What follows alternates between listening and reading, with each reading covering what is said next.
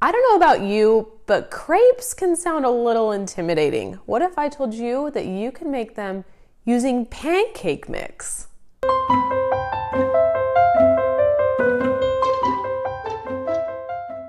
What is up, you guys? It is Carly here, and you are officially cooking with Carly. Today, crepes. Crepes made of pancake mix, of all things. These are easy, tasty, and I bet you already have pancake mix in your pantry that you can use. This is one of the most popular recipes on my website. You can get there from Google really easy, or there's a link in the description below so you can make these crepes at your house too.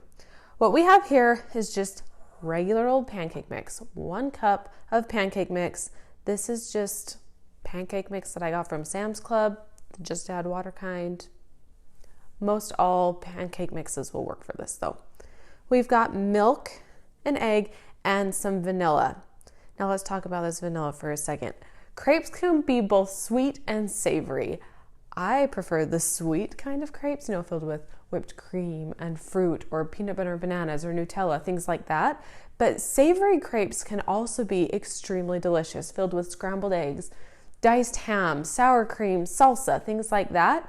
So if you are planning on using these for savory crepes, you can skip that vanilla. Crepe batter is like pancake batter, but extremely thin. We need the crepe batter to be liquidy so that those crepes are just paper thin when we cook them up. And guess what? You don't even need any special equipment for this. You don't need that fancy crepe maker that you dip in the batter that you probably used in home ec class in middle school like I did. We're just going to do this on the stovetop with a regular frying pan. Let's get to mixing together our batter. So like I said, 1 cup of pancake mix here. We have 1.5 cups of milk. It doesn't matter if you have skim milk, 1%, 2% whole milk. Doesn't matter for this recipe, just milk.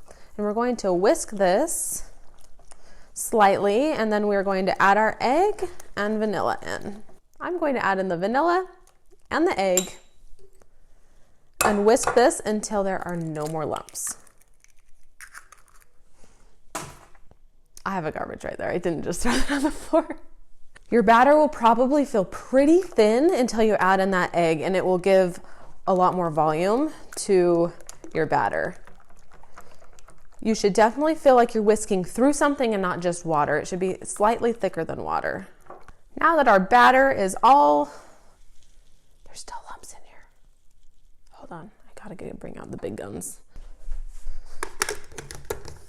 If there are persistent lumps, bring out the big guns.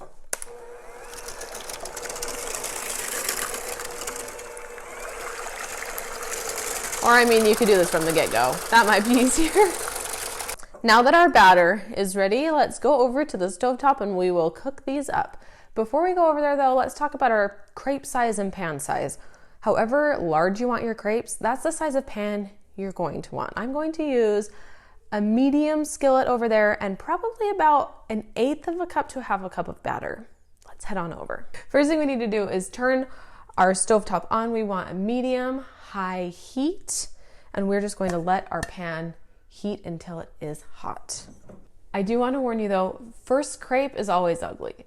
It never works out that great. I don't know why, but be persistent. Keep going. Second crepe will be great. First crepe is always just kind of a dud. So once this heats up, we're going to spray with nonstick spray, and then we're going to pour about 1/8 of a cup of batter into the pan and then quickly lift up the pan and swirl it around to cover the bottom of the pan, and then we're going to let it sit and cook until those edges start to curl up and come off of the pan, and then we can transfer to our plate and the crepe is done. It's important to spray your pan with nonstick spray in between every single crepe to make sure that they don't stick. So we're going to get about our 1/8 of a cup here, pour it into the middle, and quickly swirl to cover the bottom of the pan. You don't even have to flip these crepes. So as soon as that bottom is done, there will have been enough heat coming through the crepe to cook the top. So when it's no longer glossy, it's cooked and you can just pull it right off and onto your plate. And we are just going to repeat this process until all of our crepe batter is gone.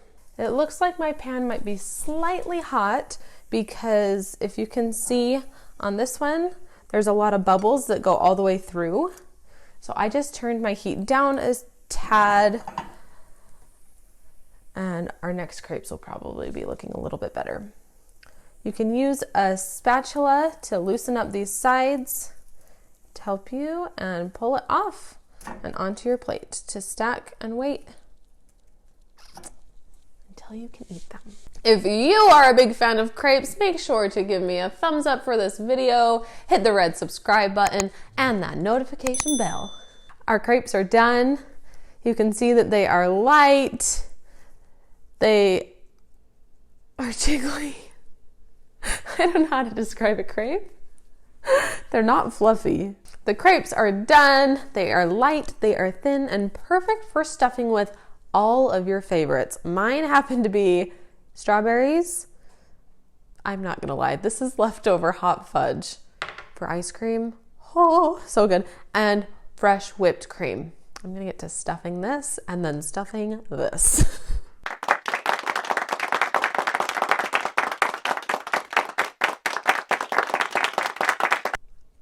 Oh, that's good.